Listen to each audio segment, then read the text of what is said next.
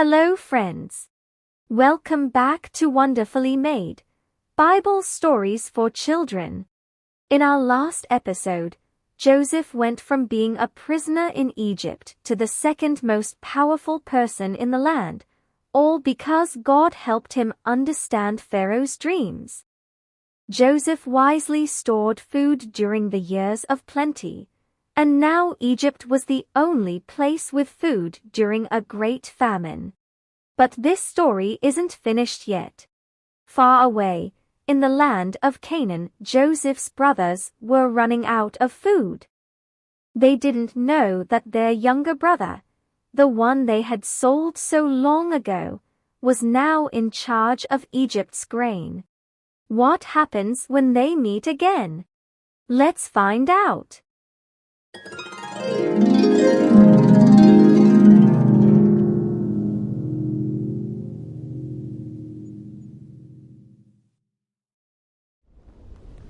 The famine had spread far and wide, and Joseph's family back in Canaan was struggling. Jacob, Joseph's father, heard that Egypt still had food. So, he sent 10 of his sons on a long journey to buy grain. Only Benjamin, the youngest, stayed behind.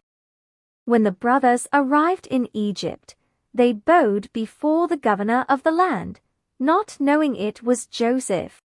Joseph recognized them right away, even though they didn't recognize him. He remembered the dreams he had as a boy, dreams that had once made his brothers angry. Now those dreams were coming true. Joseph decided to test them. So he spoke sternly, pretending not to know them. He accused them of being spies and questioned them about their family. The brothers explained that they had come from Canaan and had another younger brother who had stayed home. Joseph kept one brother in Egypt and sent the others back with food, on one condition: they had to return with their youngest brother Benjamin. Back in Canaan, Jacob was afraid to send Benjamin. But when the food ran out again, he had no choice. The brothers returned to Egypt with Benjamin, worried about what might happen.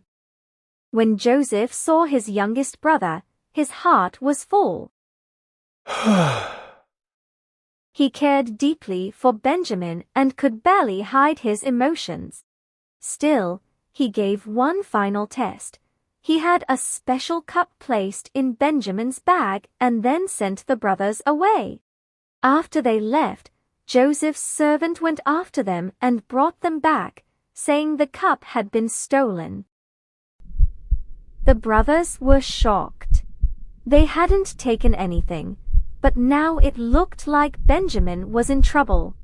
One of the older brothers offered to take Benjamin's place, showing Joseph that he was willing to protect his brother, no matter what. Their hearts had changed from before when they sold Joseph. Joseph couldn't hide his feelings any longer. He sent everyone else out of the room, and through tears, he revealed who he truly was. His brothers were speechless, frightened by what he might do. But Joseph told them not to be afraid. He explained that even though they had hurt him, God had used everything for good. Because of what happened, Joseph had been placed in Egypt and was able to save many lives, including theirs. Joseph forgave his brothers. He hugged them and promised to care for them during the famine. Then he sent them home to bring their father, Jacob, to Egypt so their whole family could live together again.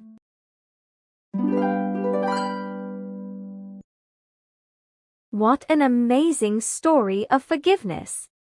Joseph had every reason to stay angry, but instead, he chose love and mercy. Let's think about a few things together. Have you ever had to forgive someone who hurt your feelings? How do you think Joseph was able to forgive his brothers? What can we learn from Joseph about trusting God and choosing kindness? Sometimes it's hard to forgive, especially when we've been deeply hurt. But Joseph shows us that God can heal broken hearts and use even the hardest moments for something good. Thanks for joining me today. Next time, we'll hear about how Joseph's family settles in Egypt and how God continues to care for them. But a new king will rise, one who doesn't remember Joseph. We will also meet a special baby whose life was saved in a surprising way. Don't miss it. Until then, remember, you are wonderfully made, and God's love is always with you. Bye for now.